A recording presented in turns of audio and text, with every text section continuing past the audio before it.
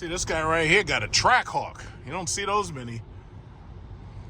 Most of the people who I know who had Trackhawks have basically given them up. It was like the maintenance was too high, the warranties were too low, the insurance was too high, the gas prices were too high. It's a good looking truck.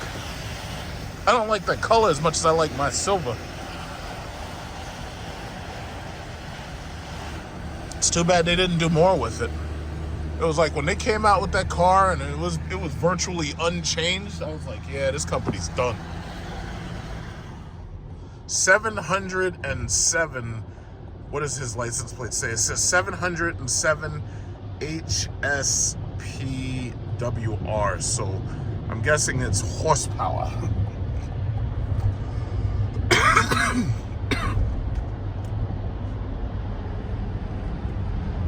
Yeah, still a good looking truck.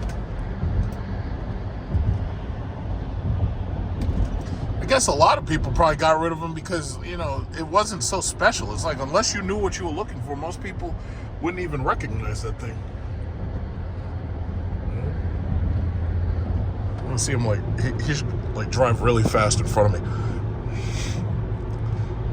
I gotta say, these all-wheel drive performance cars, these things are so stable, it's amazing. It's like with this car, I don't even have a problem driving this car at high speeds, like 80 and higher on rain. And these things just handle so well. It's like amazing. It's absolutely amazing. And even with my Jeep SRT, it's like you could drive that thing above 80 miles an hour on wet roads, and that thing's stuck to the ground.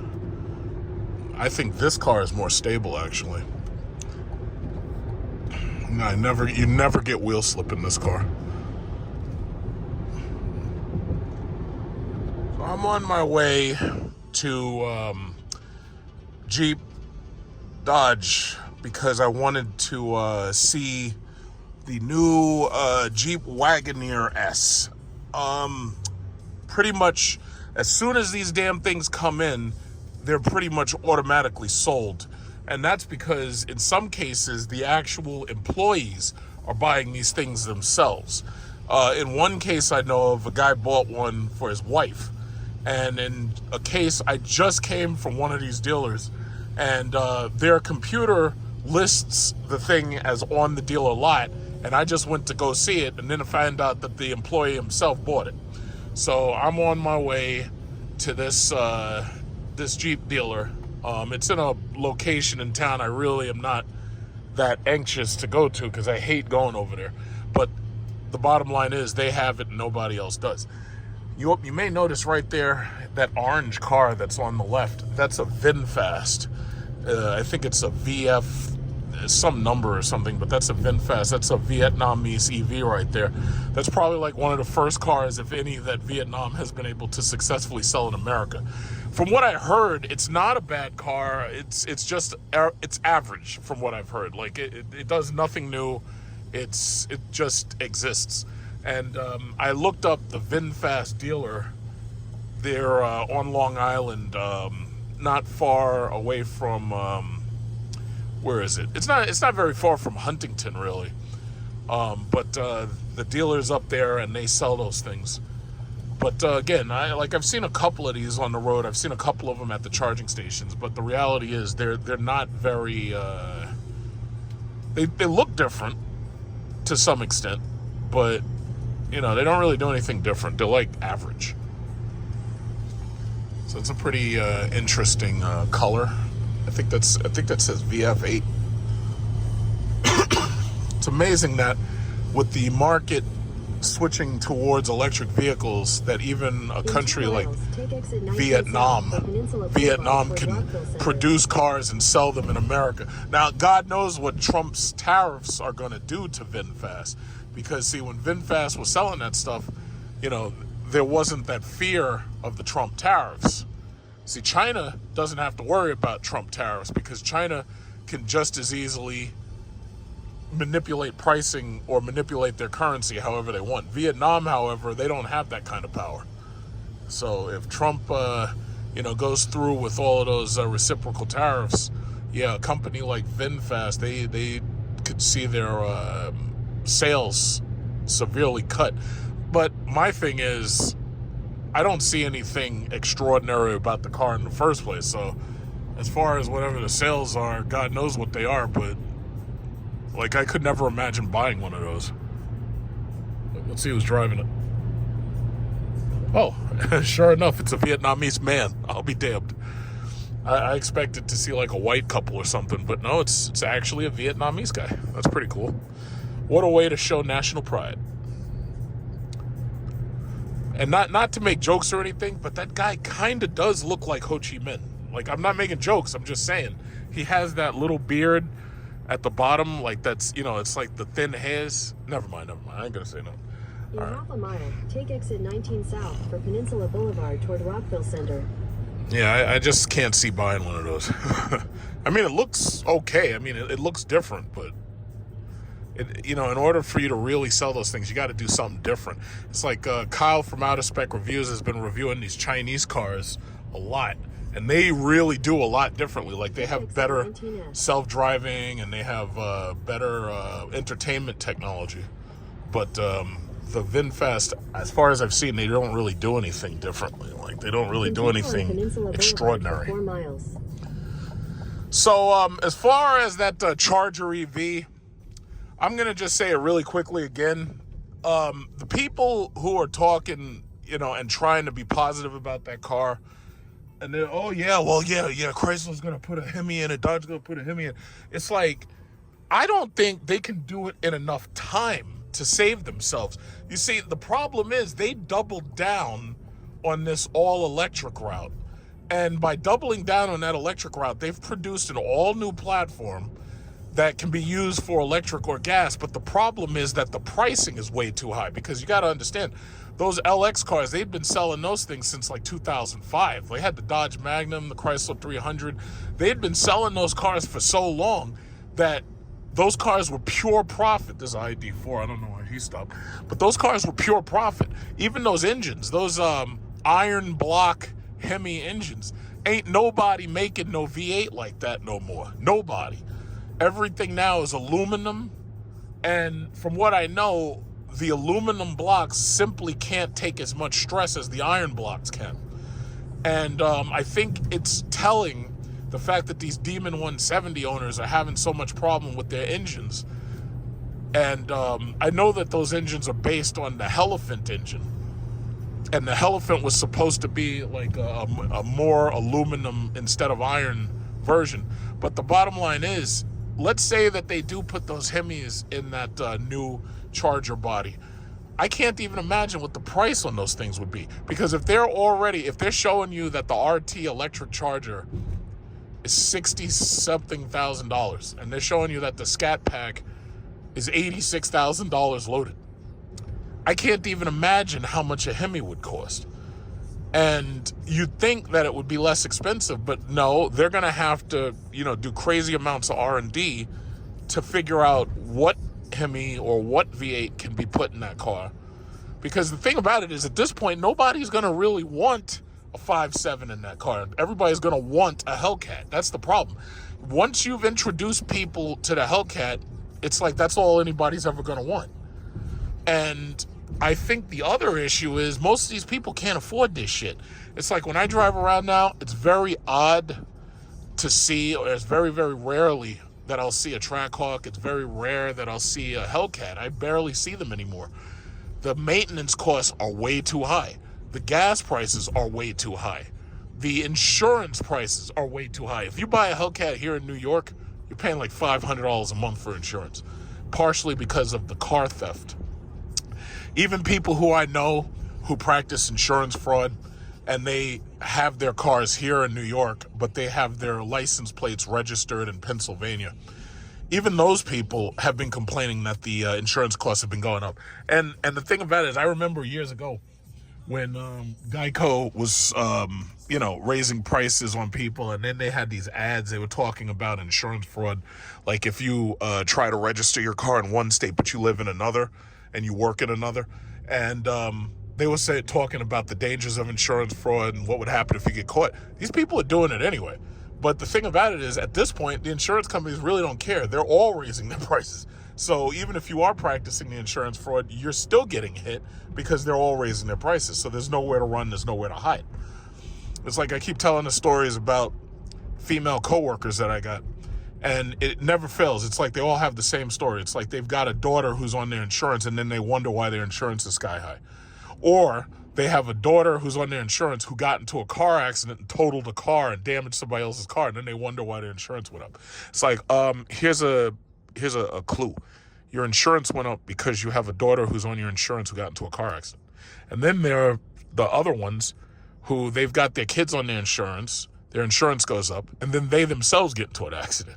And it's like, yeah, well, your insurance is going up. What'd you expect? You know, it's just sad.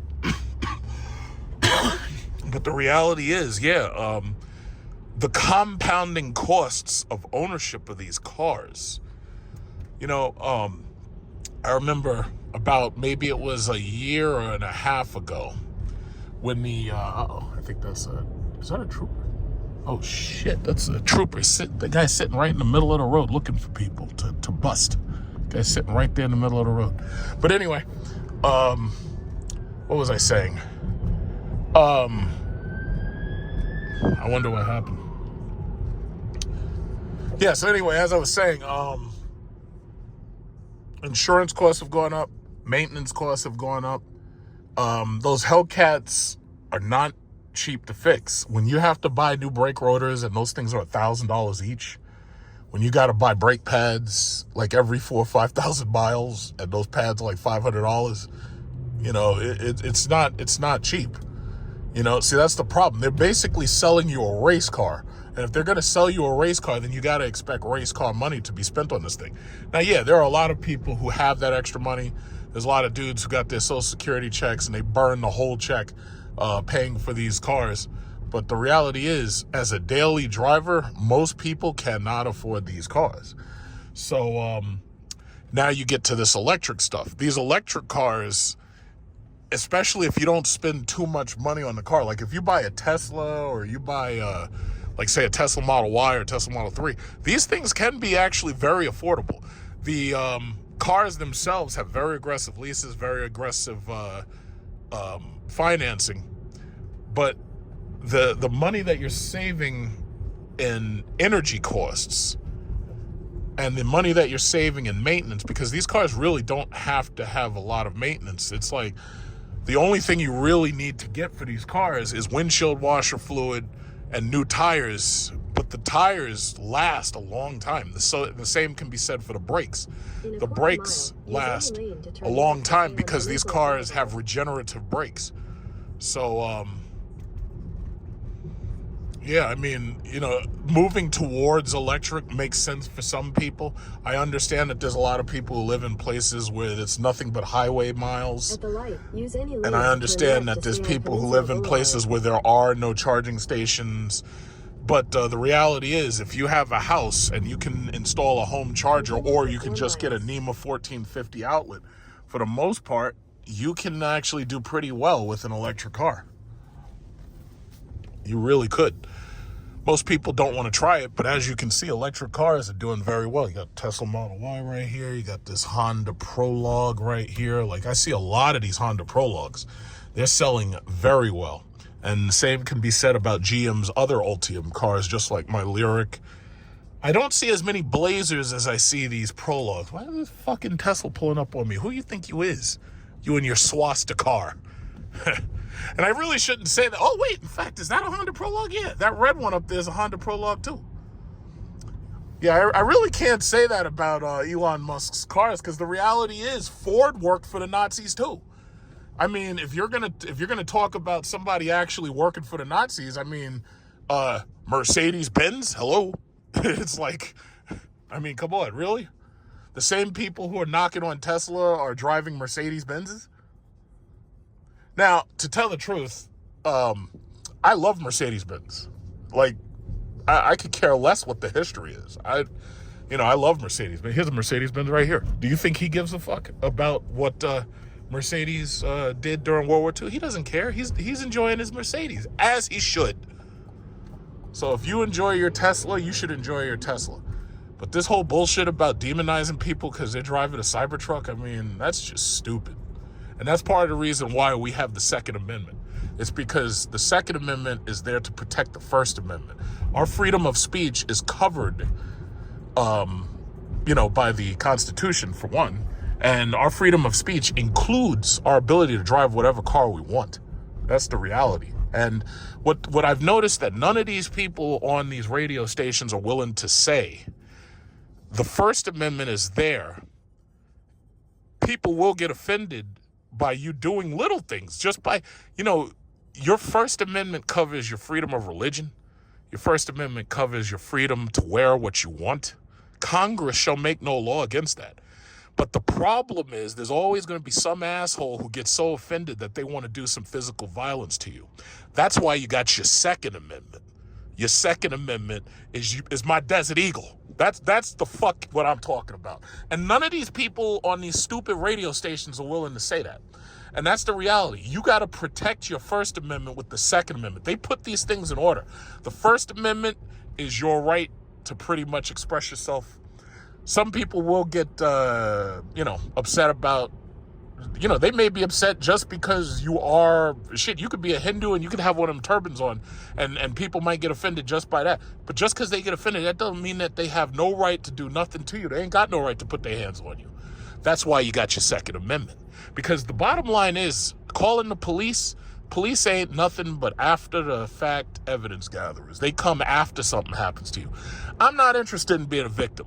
I'll empty this clip before I be a victim. It's just that simple. It's just that simple. So I don't drive a Cybertruck, but if I did drive a Cybertruck, you best believe I got something on me that says this Cybertruck is here because I felt like it being here. And just because you don't like my Cybertruck, you ain't got no goddamn rights to put your hands on me or my Cybertruck because I got something for you. That's the fucking attitude that you gotta have. And that's why these Democrats are fucking losers, because the right wing and the Republicans, they have that attitude. The Democrats don't. That's why they're losers, because they don't seem to understand. They're literally at war. This is a war right here. They don't want to admit it. I got 2 Honda Prologues right there. They don't want to admit it, but they're at war. You're literally at war with people who act like you don't have a right to exist in the manner that you want to exist. I'm not fucking playing those games. It's just that fucking simple. I'm not playing those games. I'm not playing those fucking games. I don't give a fuck if it's $3.50 a bullet. I'm not playing those games with you. I remember when these people were setting Hummers on fire. Like, these people going to dealerships, oh, the Hummer is against the nature, and the Hummer is, it's hurting nature and shit. It's like, what the fuck are you talking about? And then they would go to the dealerships and they'd set fire to the Hummers. It's like, don't you idiots realize that if you're setting fire to these vehicles, you're doing more damage to nature than the cars themselves were doing just being incredible. It's amazing how stupid these people are. But again, if that dealership had the Second Amendment, it wouldn't have been that easy to commit arson on that dealer. But they need to have that Second Amendment. So I believe in the Constitution. I love the Constitution. The Constitution is a beautiful document. Like, if I worked real hard, I could never come up with something that brilliant. It was absolutely brilliant. Absolutely brilliant. It's literally the best form of government we have. Do you realize in these pathetic commie European countries that you can actually get locked up for saying shit? Like, if you share memes that the government don't like, they can literally lock your ass up. Those all of them people are fucking commies as far as I'm concerned. And I can say that because I'm in a place where they can't do shit about it. I'd love to see one of the prime ministers come here and try to lock me up. Man, I'd turn you into Swiss cheese. And I wouldn't think twice about it. I'd love to see it. I'd love to see it. But you know what? Let them commies stay in their country, and I'll stay right here, Because obviously we don't see eye to eye. It's just that simple. Goddamn commies. All right, let's see. Where are we? Yeah, just keep going. I went to security because they had the Wagoneer S, I should say. They sold the goddamn thing right before I got there. And it was messed up because the people picked it up like in the early morning. They got their delivery. And by the time I got there, damn thing was sold. You know, normally I know I'm probably not going to drive this one because I think it's actually on the lot inside the actual dealer. So I know I'm not going to drive this one, but that's fine. Who the fuck are you blowing at? No, you're not blowing at me.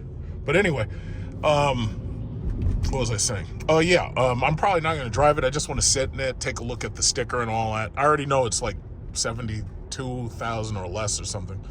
But I just want to see how big it is inside. I want to sit in the front seat, back seat, and that's really about it. I really don't even give a shit how it drives because all these electric vehicles pretty much drive the exact same way. The only difference is how nice they are and what kind of features they got and all that. So yeah, so you know, just go in there, roll in there, and you know, do my thing. But again, I'm very disappointed in Motor Trend. Motor Trend did this stupid comparison between the Dark Horse Mustang and the Charger EV. And these bastards didn't even have the balls to make the cars race each other from a drag, like a 0 to anything. They didn't do anything. They didn't do 0 to 60 drag. They didn't do a 0 to a quarter-mile drag. I'm like, you got to be kidding me. What kind of review is that? It's like YouTube was wise to hide thumbs down and to hide negative comments. They were wise because the reality is, yeah, it's lying, it's dishonest, but the reality is it allows everybody to see that these reviews are trash. Some of these reviews are paid for, some of these reviews are sponsored, but the reality is, it's like, you're not going to be able to hide that car forever.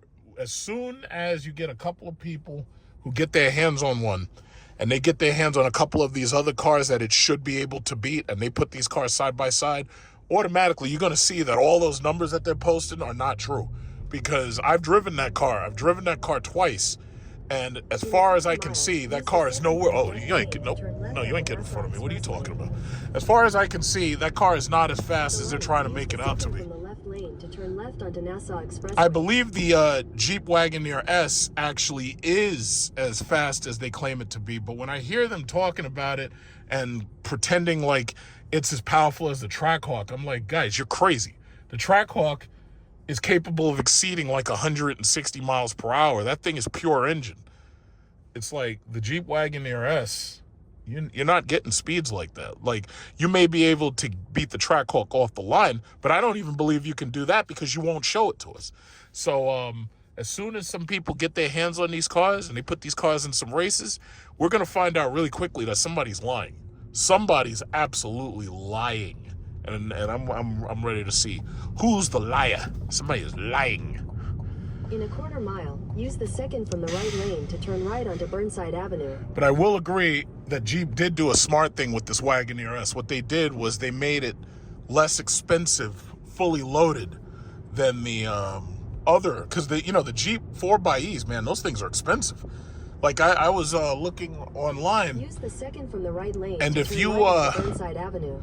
If you load those things up with all the features that this Wagoneer S has, yeah, those things exceed $80,000. This Wagoneer S is turn less. Left onto Taft Avenue. This Wagoneer S is actually less than $75,000 before you factor in taxes and dealer fees. So they actually did a smart thing there by not making it too expensive. But I think Dodge is in serious trouble. Right now, they ain't got nothing to sell. They got Hornets nobody wants. They're too small. They're slow. There's nothing worth bragging about. They've got nothing to sell. And then they got the Charger EV, and it's overpriced. You know, I can't say it's not a nice car. I think it looks good for what it is, but it's overpriced. Then your destination will be on the left. My question is, who the fuck priced these things? Like the pricing's insane. And I know a lot of it is they put that price tag on it just because they felt they could.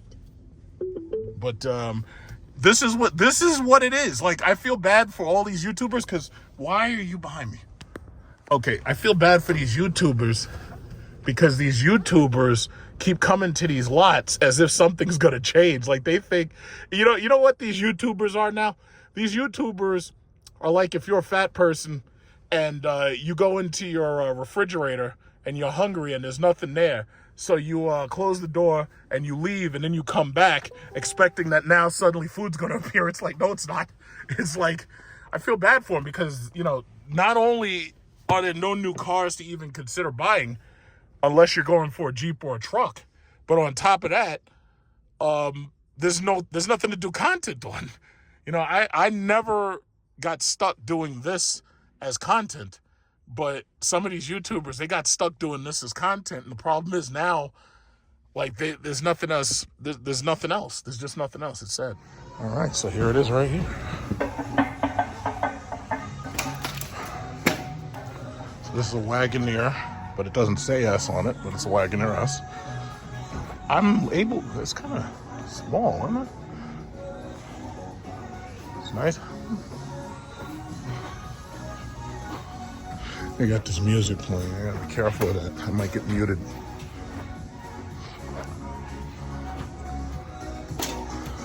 It's 73.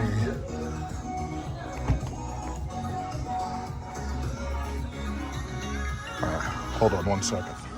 All right, so this is a Wagoneer S.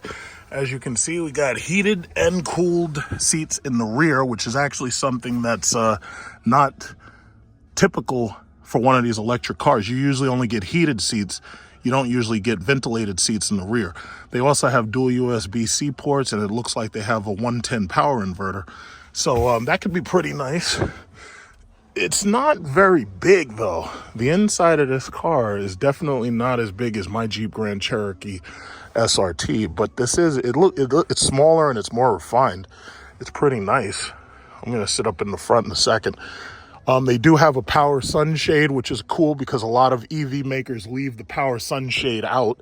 I don't know why. I don't like having a glass roof if I can't cover the glass roof when it's on an extremely hot day, especially if I'm sitting outside in the sun while I'm charging.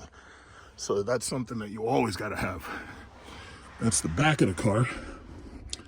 So there's no third row, which is fine. This is pretty nice right here. It looks kind of like a Range Rover. I think this looks better than the Evoque. I'm gonna go sit up front and see how that feels. But yeah, the features that are here I like. It's good to have features like that. All right, hold on one second. All right, so let's see. We got driver massage function right there. Driver massage, so the driver and the passenger have a massage. There is a heads-up display. There is, obviously there's the digital mirror. So you got the digital mirror just like my car. Power sunshade, open. Okay, so open that. So yeah, I like the colors and stuff they got. Oh, let me open it more. Open more. Yeah, I like the colors and everything. We got nice colors that are going on in here, like a nice blue. That's really nice. And then the thing is lit up right down there. I like that. So this part right here, you probably already seen it. This part can go up.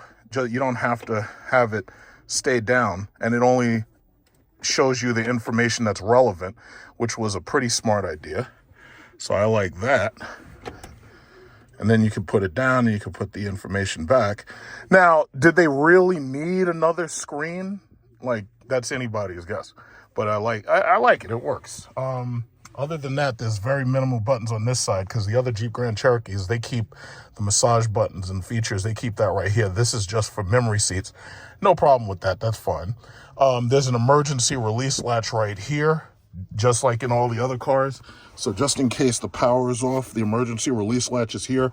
They don't highlight it. They don't really let you know that it's there. They kind of should make it a different color, but I guess they didn't do that for fashion sense. Then there's the passenger screen. That's something I really like. The passenger screen, you have to power it on. Once it's powered on, you can play PlayStation. You can hook anything with HDMI up to it. You could hook up a Nintendo Switch. You could hook up a Wii, a PlayStation, Xbox, whatever you want. The passenger could sit on that side, use their headphones, and they could just do their thing. So that's actually pretty cool. Like, passenger screens are basically like, that's like a sign of a new car right there. because that, having the passenger being able to do something other than the driver is pretty cool. Other than that, this car doesn't have like rear televisions, which I really think it should have had. Even if they threw another $2,000 onto the sticker and made it $75,000, I don't think anybody would have complained. Other than that, the heads-up display is up there. And other than that, this is basically what it looks like. I mean, it's a little tighter for me because of the way this paneling is designed than my Jeep SRT. It's way tighter than my Jeep SRT. It probably is tighter than a Grand Cherokee, the new Grand Cherokee. It might be a little bit tighter. A lot of people have said like the back seat is a little smallish. It's okay if you have small adults and small children, I'd say, but it's a little smallish. It's a nice. It really, to me, it feels like it's about the same size as a Range Rover Evoque, in my opinion. It's about the same size, but it's really a nice vehicle. It's like God knows how many screens you're gonna have. You're gonna have like freaking 6 screens before you know it. You got 1, 2, 3, 4, 5, 6 screens. Let's add another 2 to the back seat. You could have 1 right here. You got 1 over here. That's pretty cool. I like. Oh, and let's see about this color. This color, the color that this thing has. You can change the ambient color. Let's change that to red right there. Let's change that right there to red. We got red all over the inside. Okay, so that's pretty cool. All right, orange. Now, the only thing that gets me about this car, and it's something that I haven't seen many of the reviewers talk about, is the navigation system. They really should have used Google navigation because from what I've heard, the route planning is a little slow. So let's say if I try Empire State Building, right? The route planning from what I've seen is a little bit slow. And I also have seen that, Kyle from Out of Spec Review showed it. He said the route planning is a little bit slow. And then on top of that, the thing doesn't really do a very good job of showing you exactly where the charging stations you're going to need are. So this is the Empire State Building. It's got nice graphics. So it says, drive to it.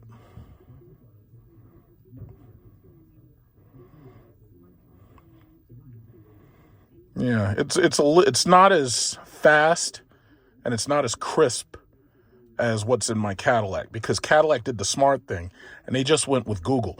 My thing is, if you're going to build one of these cars, you need to use the best technology you can use. Google is pretty much unmatched. It's so good that even Apple can't beat Google. It's that good. So you might as well use the best.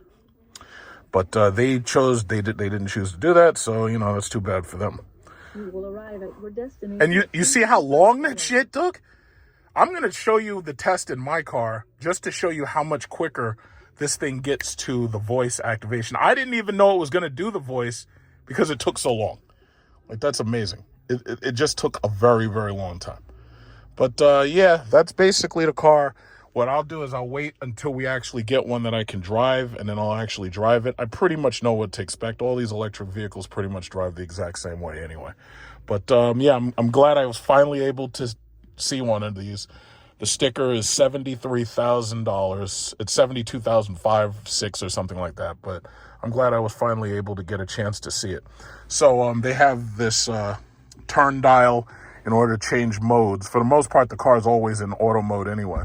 And then it has this power button right here. So I got this. But yeah, it's pretty nice. I'll just take a couple of pictures of the exterior, go to the bathroom, and then I'll be out of here. But I really like these passenger screens. I wish that Cadillac had given us a passenger screen. In the Escalade, you get a passenger screen. But understand something. This passenger screen allows you to plug HDMI sources to it.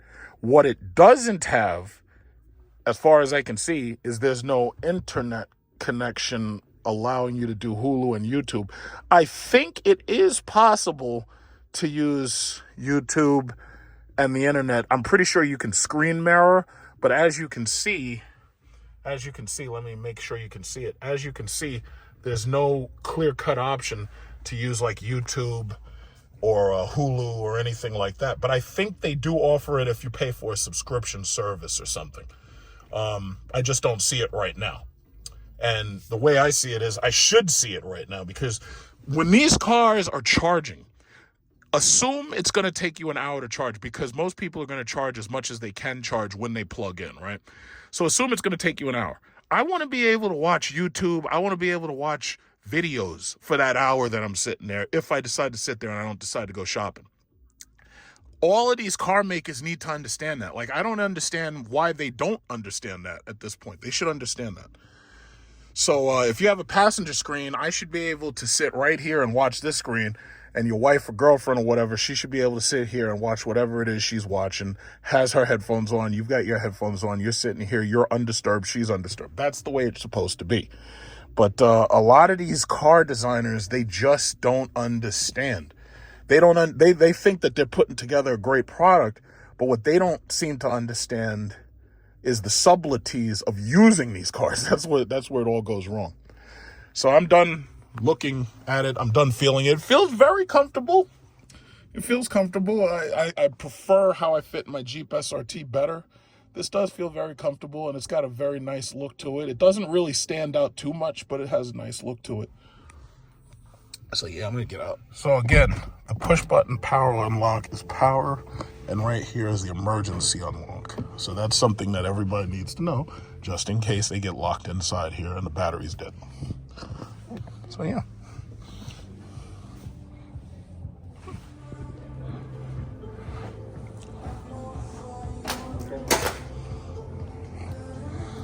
Yeah, so this is their airfoil design. It's a really big airfoil, and they have the camera built into it. It says 4xe. It has 4xe badging.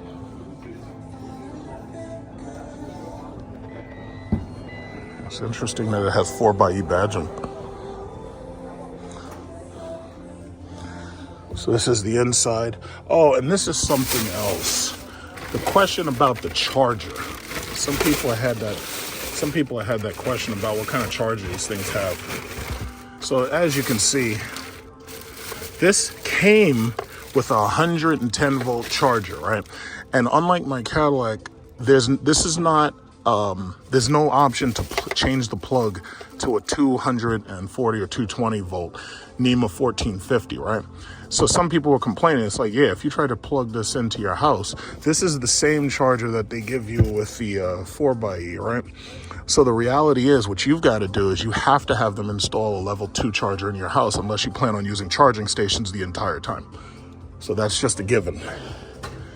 Let's see, are there power up and down for these? I don't see it. Are there power up and down for these rear seats?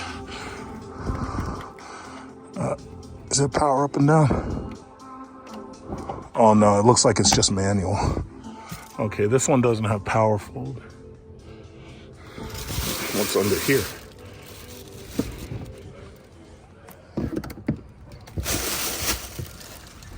Okay, under here, I think not enough space for a spare tire. Not sure what this is right here either.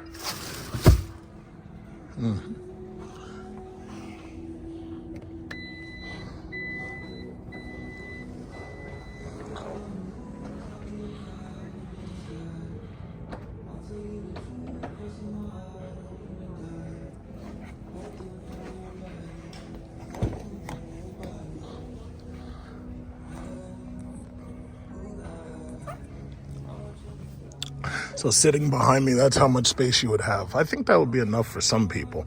I don't know if these chairs, I don't think these chairs can recline back any because of these sidewalls. So you wouldn't be able to add any more space than that if you were sitting behind me. Yeah, that's what it is. That's the Jeep Wagoneer S. So as soon as we get one I can test drive, I'll make a test drive video, me and Blake. All right, so just stay tuned, I suppose. Yeah, for comparison, that's a regular new Jeep Grand Cherokee. And as you can see, this is considerably larger. It's like it has a larger road presence, in fact, and it's also got a little bit more space. What I really think they need to do, because I know you can get one of these with the passenger screen, and you can get it with most of the new equipment.